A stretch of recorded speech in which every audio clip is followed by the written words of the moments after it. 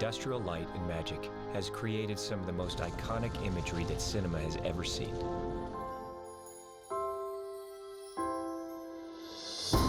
For the past 35 years, they have transported us to worlds beyond the reaches of our imagination. Their pioneering and breathtaking visual effects have transformed the way we see movies. We're all jaded when we go to movies. I mean, we watch all kinds of stuff that we aren't supposed to be looking for. We're looking for the seams, we're looking for the cracks. But, you know, when they make you forget all that and pull you into the magic that is the story, then they've succeeded.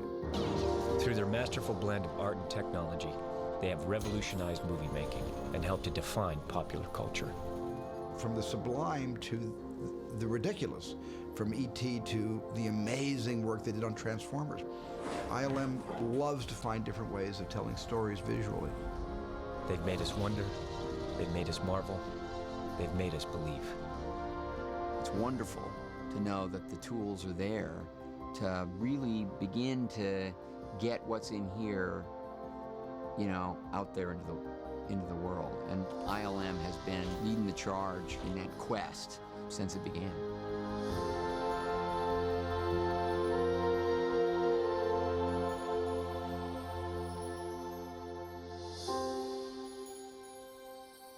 The digital era that dominates modern-day visual effects was ushered in by ILM. Hundreds of artists work collectively to create complex imagery from a variety of elements that combine to perform a masterful illusion. Action! Through their technology, ILM has given filmmakers the means to achieve anything. Photorealistic characters and environments can be created from scratch, such as on Iron Man 2 and Avatar. But these high-tech advancements have not come easy, nor have they come overnight. The roots of today's cinema magic goes back over 100 years. But the revolution of modern visual effects began with a story in a galaxy far, far away.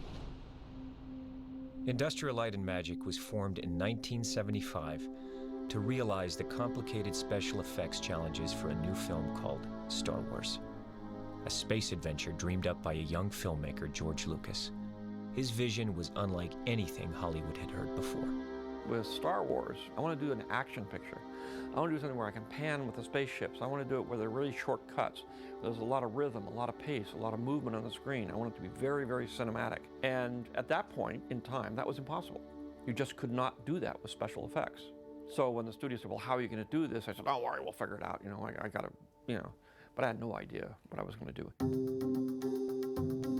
At the time, the special effects departments at the major studios were all but gone. So George Lucas was able to buy up old equipment for pennies on the dollar and set up ILM in a Van Nuys, California warehouse. With 20th Century Fox on board, George Lucas and producer Gary Kurtz enlisted photographic effects expert John Dykstra to lead the effort. Dykstra brought together a ragtag group of college students, artists, and engineers whose mixed skills in photography, model making, and mechanics would set the stage for the fantastical space saga. Creating ILM to do the work for Star Wars was like gambling high-odds bets. We knew we were taking a huge number of risks. We were incredibly naive to think that we were going to be successful in doing that, and we were incredibly fortunate that George and even Fox, in its own way, were willing to back us. When I read the script, I was just saying, my God, what is this movie? All these different genres are kind of together in this massive space film, and you're reading like the last 30 or 40 pages, and every page is full of another effect shot of the battle. Every page is like, this thing will never get done. When I first read the script for Star Wars, I think I came across a few lines that were worrisome. The description, unlike anything you've ever seen before, to most studio executives and to producers and even to directors, was daunting. We had 365 shots to do for this movie, which had never really been done for an effects movie. It was really fun because we all knew that we could do it, because we had this nexus of talent that was just outrageous. To create a believable universe in the pre-digital age, known as the photochemical era, ILM had to advance the use of traditional handcrafted effects techniques, such as animation and rubber mask creature work. Artists would use matte paintings to increase the scope and production value of a scene, by extending environments painted on glass that would be photographed and combined with live-action elements. Detailed miniatures and models were built and shot against blue screen to allow the placement of other elements into the scene. In a process called optical compositing, ILM retooled a dormant optical printer that allowed for a record number of separate film strips to be rephotographed and combined onto a single layer of film. I knew what I was up against, and I knew how I wanted to do it, but I was constantly bumping up against the technology ceiling. Sometimes you'd have as many as 100 different elements going through, and it'd take 24 hours to do it, and if you made one mistake with one element, you had to start over again. There's no second chance.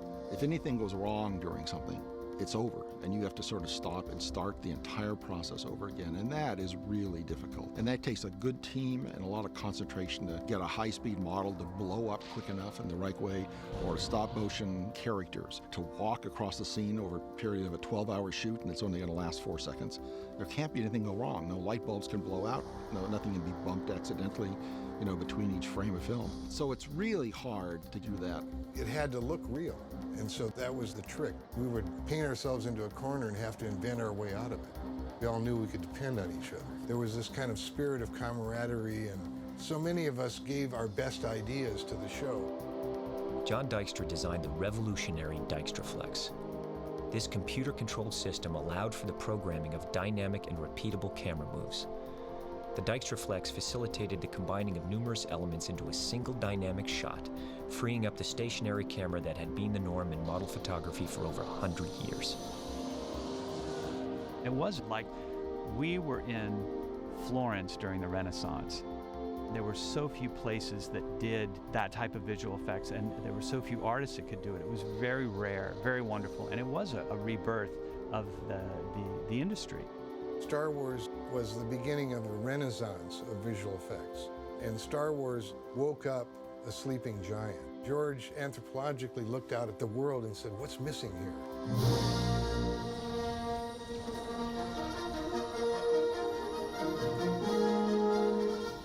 First day that I saw Star Wars, I was one of those people, along with my wife Cheryl, that saw it and immediately went back and got into the 2-hour line again to see it right away. And we saw it twice on the first day, and it was just this transformative, mind-blowing cinematic experience. And I called George, and he said, well, unfortunately, we only got maybe 30–40% of what I really wanted there. I'll never forget seeing Star Wars for the first time. I was in film school, and it was like, I was there on opening weekend at the Chinese theater, standing in line for 6 hours, and the way that film entertained an audience was unlike any film in history. To the world-famous Chinese theater come the stars of the biggest box office success in motion picture history. I think the success of Star Wars opened the doors for a whole series of genres of film that hadn't been done before because people simply couldn't figure out how to make the images. ILM was born out of sort of a rebirth of the beginning of cinema, which is to say, it's all a trick. And we're in the business of, we're the tricksters.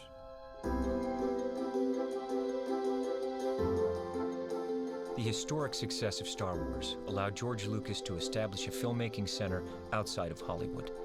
He relocated to Marin County, Northern California, and eventually built Skywalker Ranch. ILM would set up shop in the nearby town of San Rafael, inhabiting a nondescript building known as Kerner Optical, their home until 2005. They immediately began work on the next Star Wars film, The Empire Strikes Back. All in all, the real impetus of ILM was to keep a core group of creative people and the highly technological environment they needed functioning. It was really clear that in order for ILM to sustain, we did have to find a model that would work for becoming a viable business and working for multiple filmmakers.